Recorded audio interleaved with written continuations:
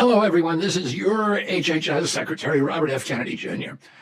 I want to speak to you today about a controversial issue that could directly impact you and your family during a global health emergency. Last year, the World Health Organization's governing body made some far-reaching amendments to its international health regulations, otherwise known as the IHR regulations. These regulations establish the legal framework that gives countries rights and responsibilities for managing public health events with global impact. The deadline to reject these amendments is next week, and we are rejecting them. So I'd like to explain to you why. The first reason is national sovereignty.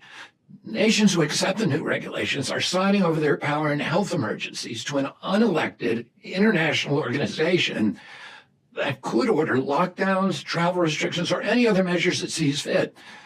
In fact, it doesn't even need to declare an emergency. Potential public health risks are enough for it to initiate action. If we're going to give the WHO that much power, we should at least invite a thorough public debate, especially since the agreement is an official treaty and it bypasses the U.S. Senate, which plays a key role in ensuring major international commitments receive proper democratic oversight. To make matters worse, the new regulations employ extremely broad language that gives the WHO unprecedented power. They require countries to establish systems of risk communication so that the WHO can implement unified public messaging globally.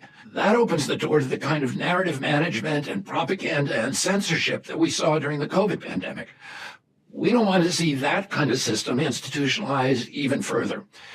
The agreement also contains provisions about global systems of health IDs, vaccine passports, and a centralized medical database. It lays the groundwork for global medical surveillance of every human being. Maybe if the WHO were an infallible authority, untainted by industry influence, we would consider accepting the new regulations. Unfortunately, the COVID pandemic demonstrated otherwise. During COVID, the WHO failed to enforce the international health regulations that were already in place for generations.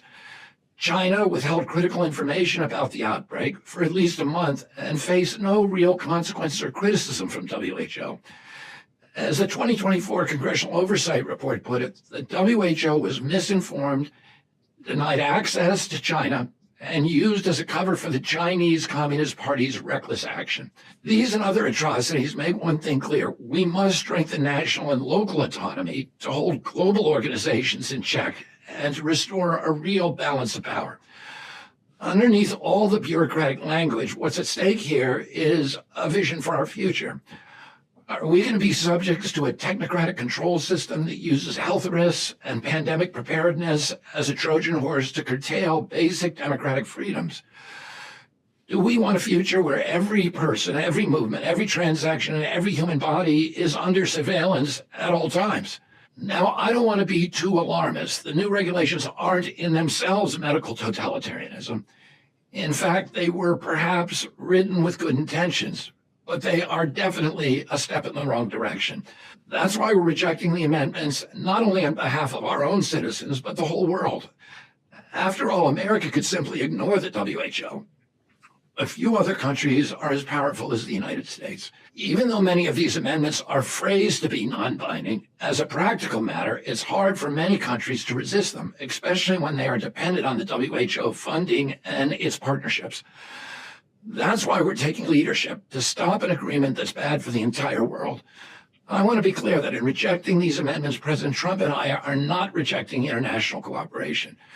We can cooperate with other nations without jeopardizing our civil liberties, without undermining our Constitution, and without ceding away America's treasured sovereignty. That's my commitment to you. That's President Trump's commitment to you. Thank you, and God bless you all, and God bless our country.